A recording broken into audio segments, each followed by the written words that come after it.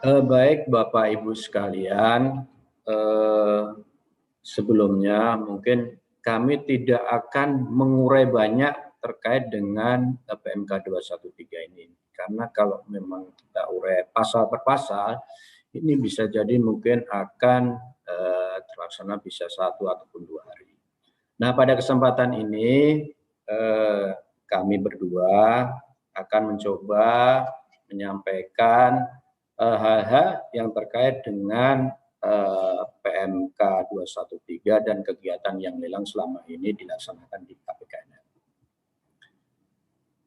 PMK 213 ini sebenarnya merupakan kompilasi ataupun kumpulan dari berbagai peraturan lelang yang sebelumnya, baik itu dari ketentuan, pedoman maupun SEC. Jadi inilah menjadi petunjuk pelaksanaan lelang terbaru pada kami, yaitu di DJKN dan kaitannya dengan lelang. Untuk PMK 213 ini kalau boleh kami sampaikan terdiri dari 12 bab dan 113 pasal. Namun demikian, kami akan mencoba menyampaikan gambaran umumnya saja terkait dengan hal-hal yang berkaitan dengan Undang-Undang Hak Tanggungan. Monggo dilanjut, Mbak, boleh? Mungkin ada beberapa gambaran besar yang akan kami coba sampaikan, yaitu terkait dengan beberapa hal seperti di outline ini. Apakah itu jenis objek sampai dengan nanti terkait dengan risalah lelang. Monggo dilanjut. Baik Bapak Ibu sekalian, di dalam PMK 213 ini disebutkan beberapa jenis dan objek lelang.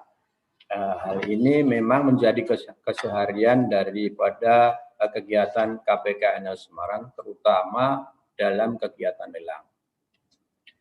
Lelang sendiri terdiri dari 3, yaitu lelang eksekusi, lelang non-eksekusi wajib, dan lelang sukarela. Untuk pada kesempatan ini, kami akan mencoba lebih fokus kepada lelang eksekusi. Banyak jabaran terkait dengan jenis lelang eksekusi yang ada di 213. Salah satu di antaranya adalah lelang eksekusi pasal 6 Undang-Undang Hak Tanggungan. Hal ini tentunya sudah jelas bahwa PMK 213 ini merefleksikan atau sebagai implementasi dari Undang-Undang Hak Tanggungan, terutama terkait dengan pasal 6 yang memang menyebutkan bahwa kalau saya tidak salah bahwa apabila debitur cedera janji, pemegang hak tanggungan pertama ini mempunyai hak untuk melelang objek hak tanggungan melalui pelelangan umum untuk pelunasan piutangnya. Jadi secara jelas di PMK 213 ini langsung menyebutkan hal-hal yang terkait dengan pelaksanaan pasal 6 Undang-Undang Hak Tanggungan, yaitu terkait dengan pelelangan umum. Monggo dilanjut. Ini mungkin banyak terkait jenis-jenisnya, kita skip aja nggih, Bapak Ibu sekalian, karena memang waktunya sedikit. Lanjut. Lagi. Lanjut, ini untuk lelang non-eksekusi wajib, nanti bisa lanjut lagi. Baik, untuk objek lelang sendiri yang selama ini ada di PMK 213, bahwa objek-objek yang termasuk barang-barang yang dilelang ada 2, yaitu barang berwujud dan barang tidak berwujud.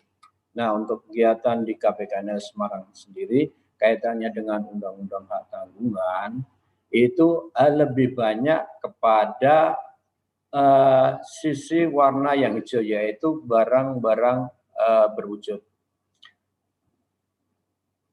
Barang berwujud ini terdiri dari 2, yaitu barang bergerak dan barang tidak bergerak. apa sih contohnya barang bergerak? Kalau yang selama ini memang kita lakukan antara lain terkait dengan pelaksanaan lelang undang-undang hak tanggungan, antara lain bisa berupa kendaraan bermotor, kemudian peralatan mesin, dan lain sebagainya yang sifatnya memang itu bergerak dan bisa dipindahkan. Kemudian untuk barang-barang tidak bergerak, bahwa lebih banyak memang di pelaksanaan eksekusi undang-undang hak tanggungan ini biasanya adalah tanah dan atau bangunan. Lanjut.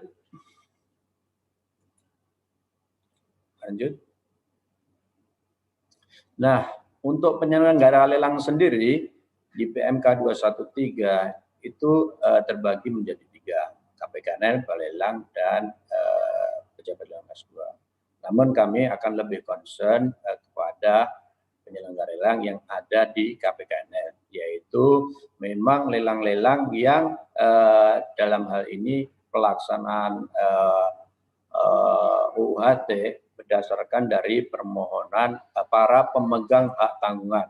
Dalam hal ini beberapa yang boleh kita sebutkan yaitu para perbankan, kemudian koperasi, kemudian BPR, dan mungkin persorangan terkait dengan kepemilikan undang-undang kepemilikan hak tanggungan atas objek lelang tertentu. Lanjut. Nah, kaitannya dengan pejabat lelang, Bapak Ibu sekalian, teman-teman sekalian, bahwa dalam kaitannya pelaksanaan lelang, yang berhak melaksanakan lelang yaitu pejabat lelang.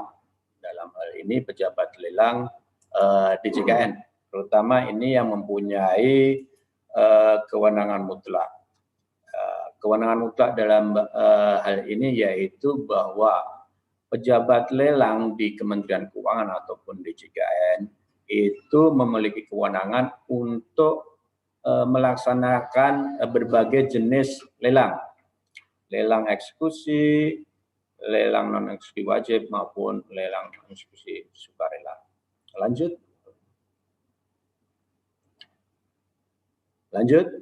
Nah, ini jadi pejabat lelang pada di PMK 213 memang tersebut ada 2. Namun untuk kewenangan yang berhak melaksanakan lelang terkait dengan lelang eksekusi tadi bagi para pemegang hak tanggungan adalah pegawai negeri sipil di Kementerian Keuangan. Dalam hal ini di DJKN dan khususnya lagi di KPKNL sebagai kantor vertikal.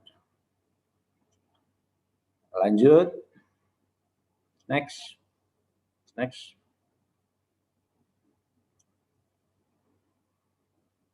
Baik, secara umum penyelenggaraan lelang yaitu dilakukan oleh KPKNL, dalam hal ini KPKNL Semarang untuk wilayah di KPKNL Semarang yang terdiri dari 13 kota kabupaten. Jadi secara umum bahwa setiap permohonan lelang terkait dengan undang-undang hak tanggungan ini KPKNL tidak boleh menolak permohonan lelangnya apabila dokumen persyaratannya telah lengkap dalam hal ini juga memenuhi aspek legalitas formal subjek dan objek lelang.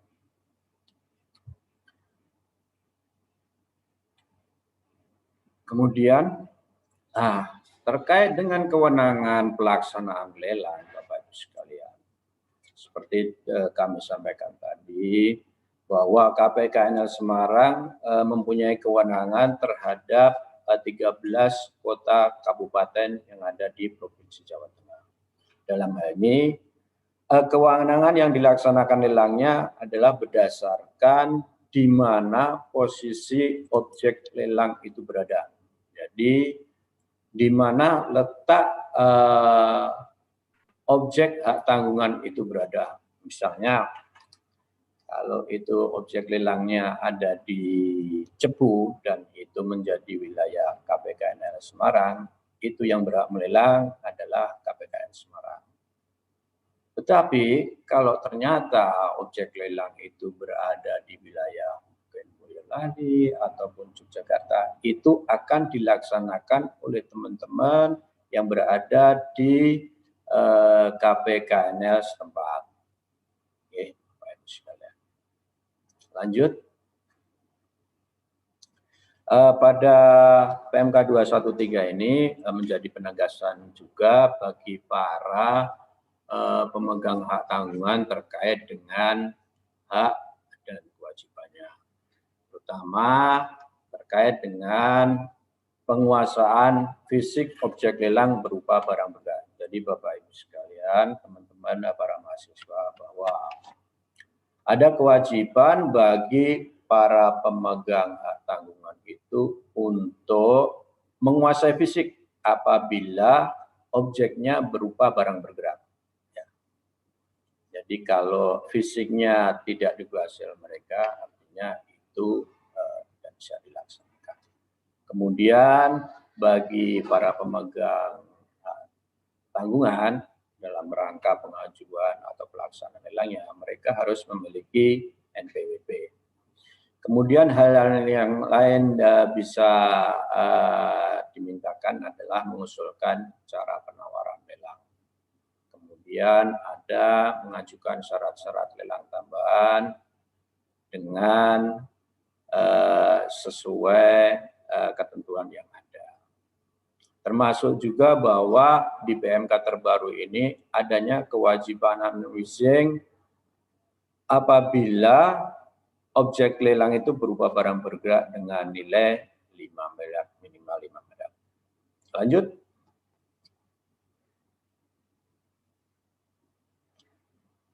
Nah, ini unleashing tadi ini wajib dilaksanakan terkait dengan objek lelang yang nilainya, nilai limitnya ya Bapak Ibu sekalian, teman-teman mahasiswa, nilai limit kalau dia berupa barang bergerak yang memiliki hak tanggungan paling sedikit 5 miliar, itu pemegang hak tanggungan dalam melaksanakan lelang sebelumnya harus melakukan unleashing. Pelaksanaan unleashing ini dituangkan di berita acara. Lanjut. Nah, terkait dengan kehadiran penjual dalam lelang. Pada prinsipnya penjual itu wajib hadir di tempat pelaksanaan lelang. Namun demikian, pada PMK 213 ini ada hal-hal yang memang dibolehkan bagi penjual untuk datang melalui media elektronik. Ya. Prinsipnya bahwa lelang itu dilaksanakan ada kewajiban bagi penjual untuk hadir. Nah, pada PMK 213 ini kehadiran penjual bisa dilaksanakan melalui sarana media elektronik. Ini untuk lelang-lelang yang dilaksanakan secara online. Jadi pada prinsipnya bahwa lelang yang dilaksanakan oleh KPKNL Semarang ini adalah lelang yang bersifat online.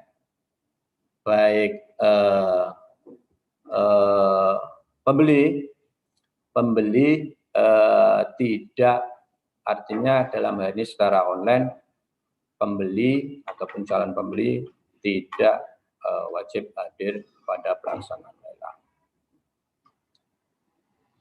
Nah, untuk mekanismenya, mundur sedikit. Terkait dengan mekanismenya apabila lelang dilaksanakan kehadiran penjual dengan media elektronik, penjual harus menyampaikan permohonannya maksimal 1 hari sebelum pelaksanaan lelang. Terkait dengan persetujuan boleh atau enggaknya, ini nanti akan menjadi kebijakan dari pimpinan ataupun kepala KPKN terkait dengan efektivitas maupun efisiensi kehadiran penjual melalui sarana media. Lanjut.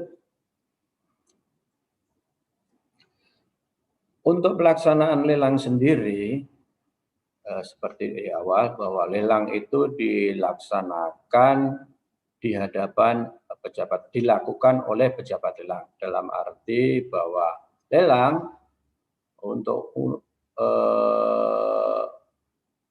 melaksanakan pasal 6 UHT ini dilaksanakan oleh pejabat lelang yang ada di KPKNR.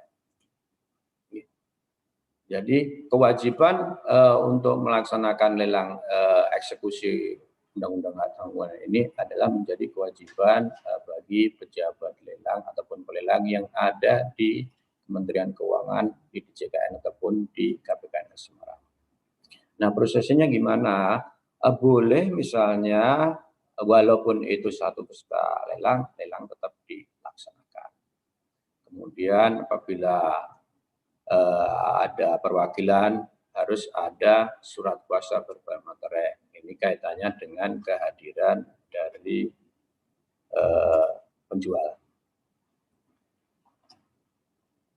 Kemudian siapa aja yang boleh ikut dalam pelaksanaan lelang, yaitu setiap orang, badan hukum, badan usaha, kecuali yang dilarang. Ada pihak-pihak yang memang dilarang untuk ikut dalam lelang. Monggo lanjut. Nah, ini pihak-pihak yang memang dilarang atau dikecualikan menjadi peserta lelang antara lain yaitu pejabat lelang. Jadi memang pejabat lelang adalah orang yang melaksanakan lelang. Jadi tentunya memang benar-benar dilarang untuk mengikuti sebagai peserta lelang. Kemudian pejabat penjual yaitu pejabat yang melaksanakan atau yang mewakili pemegang tanggungan. Kemudian penilai atau penaksir. Nah, ini penilai penaksir itu biasanya adalah orang-orang ataupun tim yang menilai atau menaksir objek lelang sebelum diajukan lelangnya. Dalam hal ini mereka akan menghasilkan nilai taksiran berupa nilai pasar maupun nilai liquidasi yang akan menjadi pedoman bagi pemohon lelang untuk menentukan limitnya. Kemudian yang tidak boleh lagi untuk menjadi peserta lelang adalah jurusita. Kemudian yaitu debitur ataupun lanjut.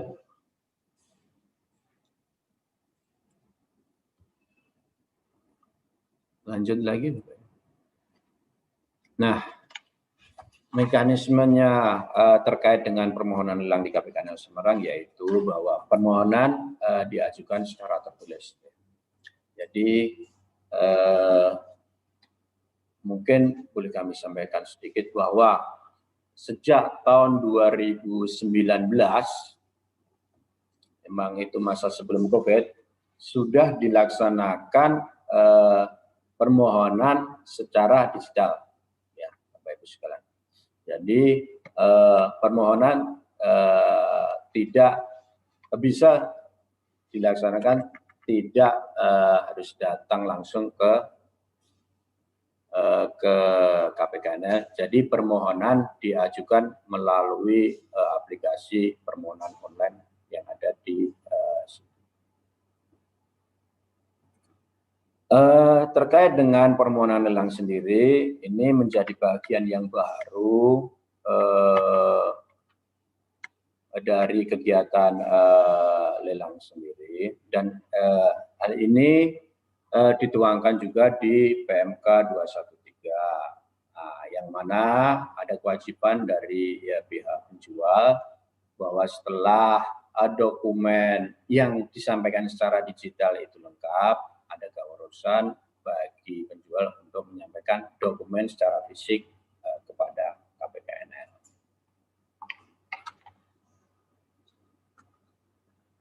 Kemudian terkait dengan pengenaan bea lelang, baik bea penjual maupun pembeli maupun bea permohonan itu sudah diatur di aturan terkait dengan pengenaan PNBP. Lanjut. Nah, waktu pelaksanaan lelang nih. Waktu lelang untuk di KPKNL sendiri dilaksanakan pada hari dan jam kerja KPKNL. Ya, Bapak Ibu sekalian. Monggo lanjut. Ini terkait dengan kewajiban pemenuhan SKPT ataupun SKT yang harus dimintakan oleh penjual kepada kantor pertanahan sebelum pelaksanaan lelang. Lanjut. Mohon maaf nih Bapak Ibu sekalian, teman-teman, ini mungkin karena waktunya sedikit, kami mungkin agak cepat. Ya. Nah, terkait dengan pembatalan sebelum lelang ada 3, yaitu permintaan penjual. Yang kedua, penetapan atau putusan lembaga peradilan. Yang ketiga, hal yang memang diatur di dalam PMK. Untuk permintaan penjual termasuk di dalamnya bahwa lelang akan batal apabila penjual itu tidak hadir pada pelaksanaan lelang. Lanjut. Nah, pembatalan setelah lelang dimulai ini biasanya terjadi karena keadaan force majeure atau kahar, kemudian adanya gangguan teknis yang tidak dapat ditanggulangi sampai dengan jam kerja. Ya, sampai dengan jam kerja ternyata gangguan teknis tidak dapat ditanggulangi. Kemudian yang 3, uang jaminan pemenang lelang terdebat. Ini biasanya hal-hal yang bisa membatalkan lelang setelah dimulai lelang. Lanjut. Nah, terkait dengan jaminan penawaran lelang, Bapak Ibu sekalian, ini jaminan penawaran lelang biasanya diperuntukkan untuk calon pembeli lelang.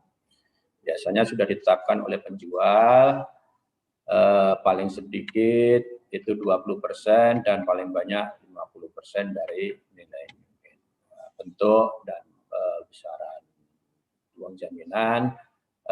Biasanya terdiri dari uang jaminan yang berupa memang itu hasil penyetoran dan juga bank garansi. Baik, lanjut lagi Bapak Ibu.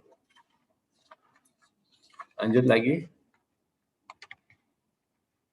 Nah, yang mungkin memang bisa menjadi perhatian juga bahwa sebelum melaksanakan lelang, peserta lelang itu harus menyetor uang jaminan lelang. Satu uang jaminan lelang hanya diperuntukkan untuk satu lot lelang barang. Ya, prinsipnya itu. Jadi kalau ada beberapa barang yang itu memang calon pembeli akan ikut, banyak barang berarti mereka harus menyetor beberapa uang jaminan sesuai banyaknya barang yang dikehendaki. Kemudian bahwa uang jaminan itu tidak boleh disetorkan secara cicilan. Jadi uang setoran jaminan itu sifatnya disetor secara sekaligus berdasarkan virtual account yang diterima oleh pembeli.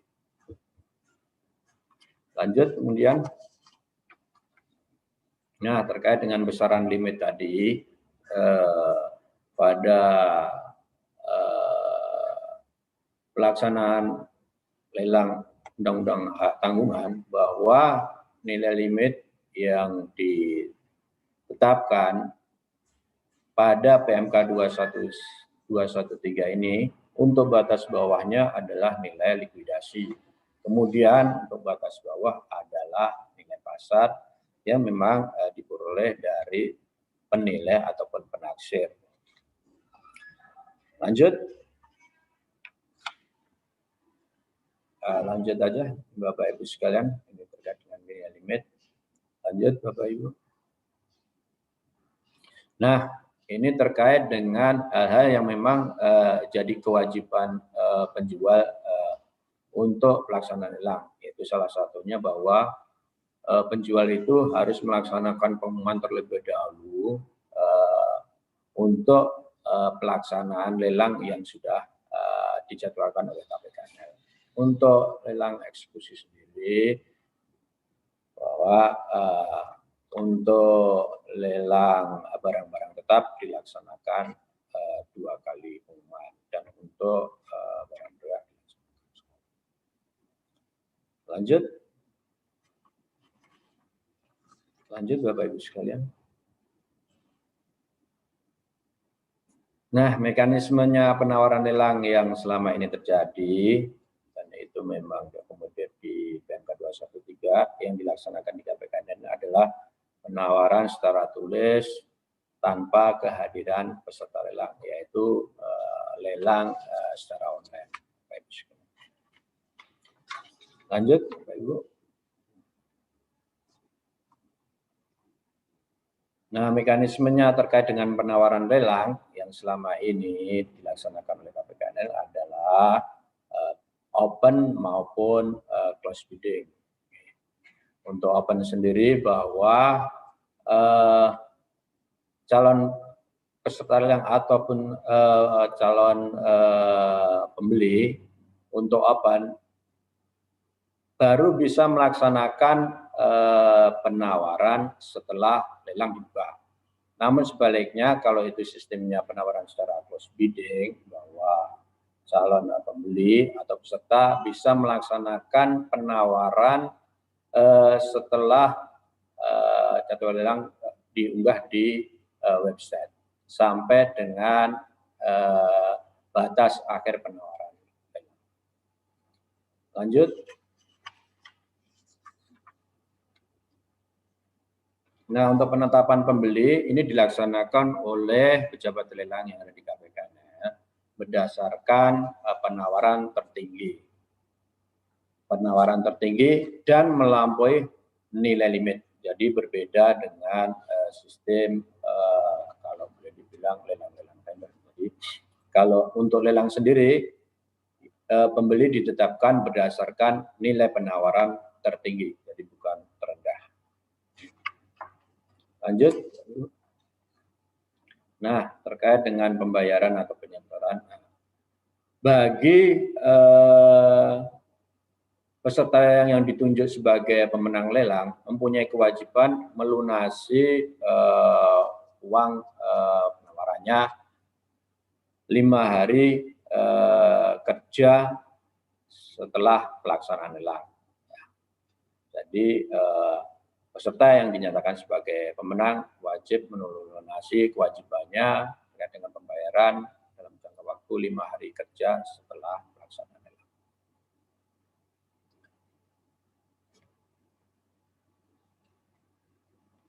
Lanjut. Nah, terkait dengan biaya lelang sendiri dan kewajiban. Untuk biaya lelang yang ditetapkan kepada penjual ataupun pembeli. Untuk penjual yaitu pemegang tanggungan dan pembeli masing-masing adalah untuk barang-barang tetap, yaitu kewajibannya sama, yaitu 2%. Artinya setelah penawar tertinggi ditetapkan sebagai pemenang, mereka punya kewajiban untuk membayar tambahan biaya lelang dari nilai penawarannya. Untuk barang tetap yaitu 2%, pembeli juga 2%. Untuk barang bergerak sendiri untuk pembeli 3% dan untuk penjual ataupun pemegang hak 2,5%. Lanjut Bapak Ibu sekalian.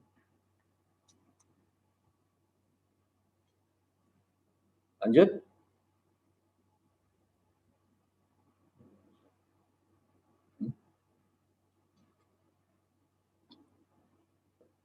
Terakhir mungkin yang bisa kami sampaikan bahwa setiap pelaksanaan lelang itu akan dibuat berita acara pelaksanaan lelang, yaitu berupa risalah lelang. hari ini menceritakan ataupun sebagai laporan ataupun berita acara yang menggambarkan kegiatan lelang pada saat itu.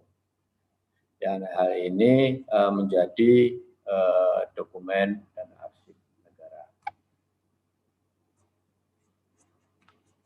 Lanjut.